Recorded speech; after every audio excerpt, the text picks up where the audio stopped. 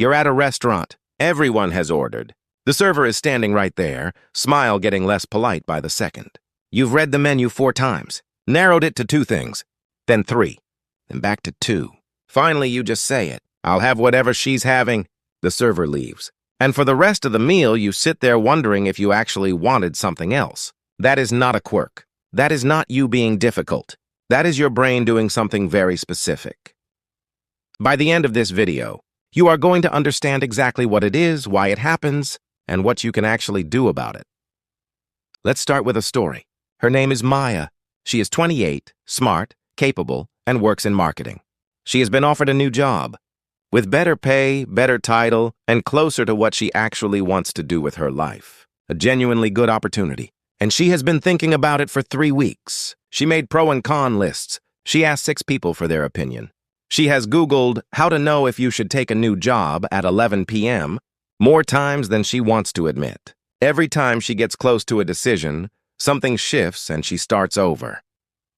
The deadline is tomorrow, and she still doesn't know. Maya is not lazy. She is not stupid.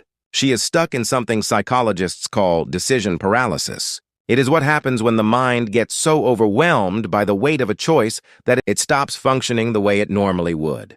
Not because the decision is impossible, but because the brain has decided that making the wrong move is more dangerous than making no move at all.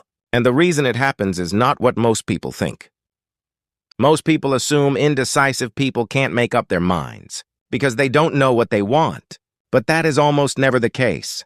The research shows the opposite. Indecisive people often care more about making the right choice than decisive people do. They are not thinking less. They are thinking more, way more. And that is exactly the problem. Here is what is actually happening inside your brain when you can't decide. Your brain is not comparing options. It is managing fear. Specifically, it is trying to protect you from 3 things: the fear of regret, the fear of judgment, and the fear of loss. Let's start with regret. Psychologist Daniel Kahneman spent decades studying how humans make decisions.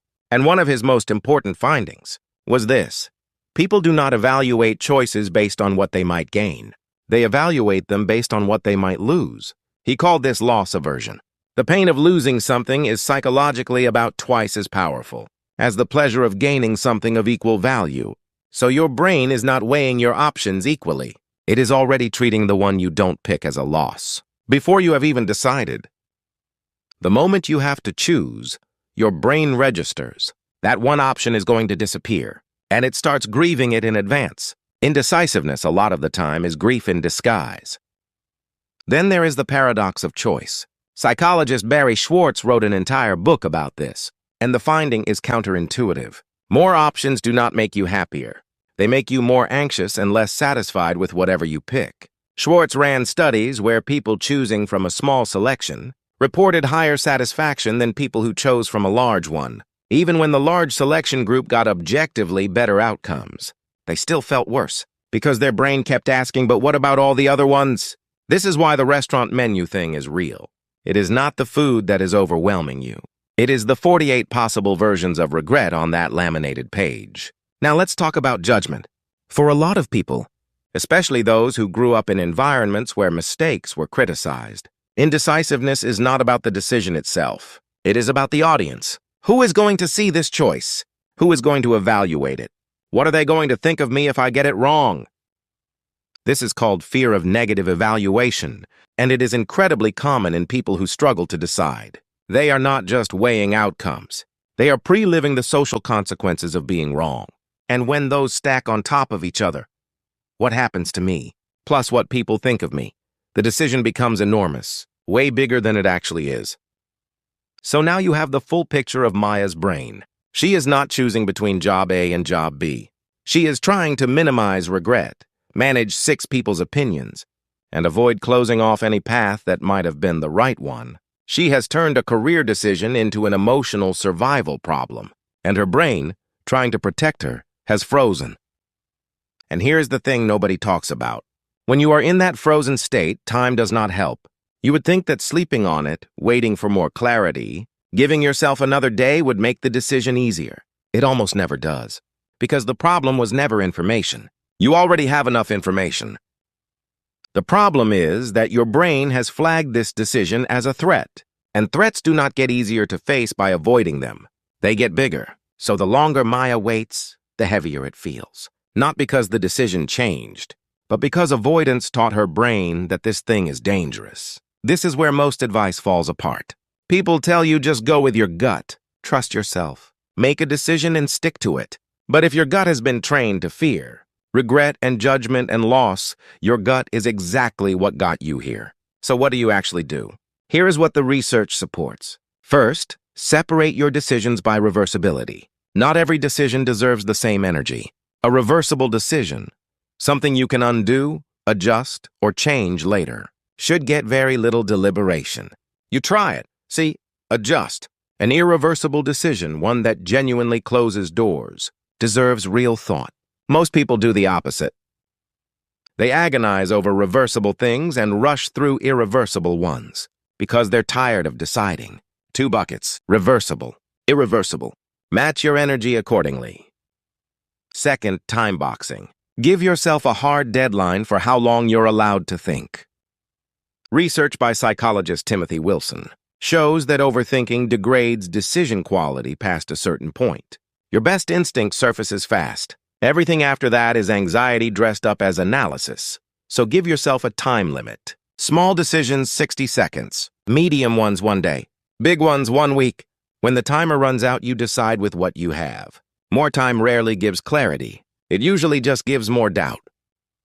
Third, satisficing versus maximizing. Psychologist Herbert Simon came up with this. Maximizers believe there is always a best option and they will find it. Satisficers look for something that meets their needs and is good enough. Maximizers consistently report lower life satisfaction, not because they make worse decisions.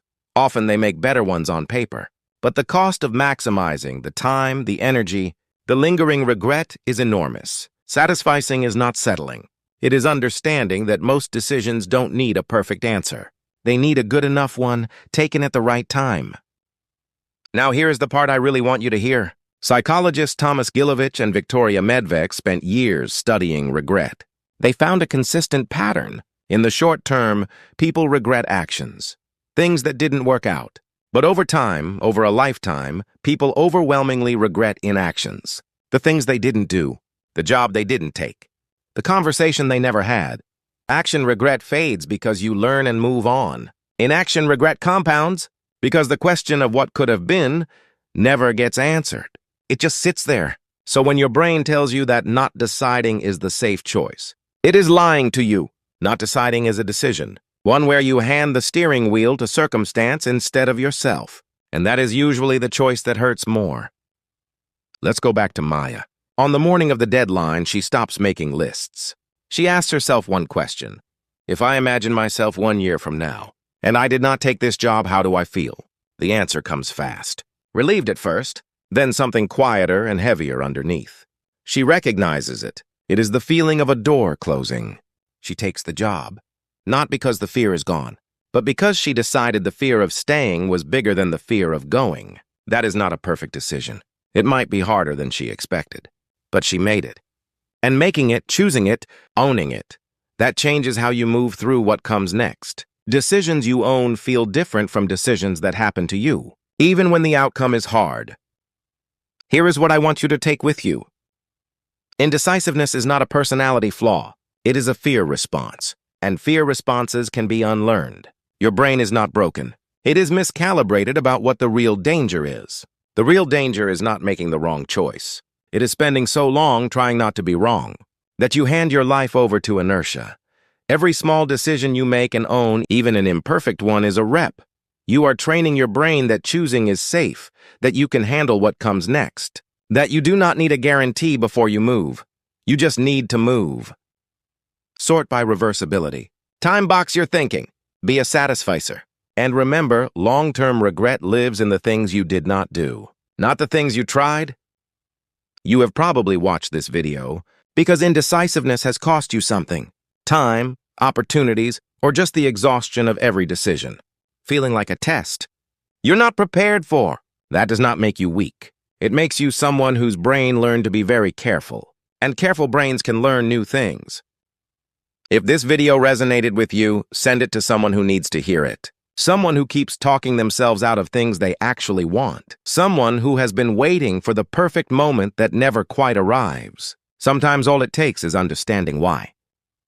Thank you for listening, and I will see you in the next one.